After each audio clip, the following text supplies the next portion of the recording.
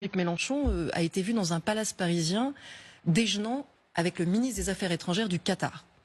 Le Qatar étant ce grand État très riche, très corrupteur, financier de tout ce qui peut être pro-frères musulmans. Ils peuvent tout à fait avoir simplement parlé de la beauté du monde. Et ou du PSG. Ou du PSG, très certainement. C'est possible, mais c'est quand même étonnant que M. Jean-Luc Mélenchon déjeune avec le ministre des Affaires étrangères du Qatar. Et on aimerait surtout l'entendre nous dire de quoi ils ont pu parler.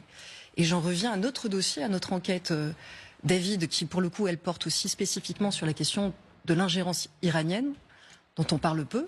C'est la République islamique d'Iran, et notamment sa branche Al-Quds, qui a formé le FPLP. Le FPLP, Front pour la libération de la Palestine, qui est une organisation marxiste mais pro-islamiste. Organisation qui a participé au 7 octobre, classée terroriste par l'Union européenne. Or, je trouve assez fou, en fait, que dans notre pays, ça n'ait pas fait plus de bruit que ça, qu'LFI se soit affiché depuis le 7 octobre avec autant de figures du FPLP. On a parlé du Hamas, mais on n'a pas parlé des figures du FPLP.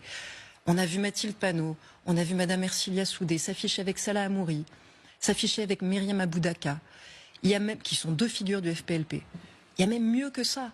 Ercilia Soudé, on l'a vu dans une émission dans un podcast, Parole d'honneur, qui est un podcast indigéniste pro-Hamas, glousser, entouré de militants très barbus, glousser en rigolant, en disant, vous vous rendez compte qu'on était quelques jours après le 7 octobre 2023, nous on avait eu la bonne idée de faire venir Myriam Aboudaka à l'Assemblée nationale pour une projection.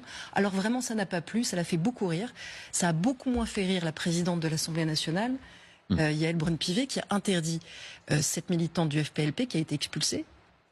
Mais ça révèle quand même, on est au-delà de la naïveté, on est dans la complicité, et encore une fois, la question, c'est est-ce qu'une gauche de gouvernement, est-ce qu'une gauche qui aspire à regouverner un jour peut fermer les yeux sur ça La réponse est non, David. Parce que, encore une fois, pour quelques postes, on ne peut pas taire à ce point-là sa morale, son honneur, sur des sujets qui ne relèvent pas de à combien on doit taxer les Français, est-ce qu'il faut ou pas réformer la retraite.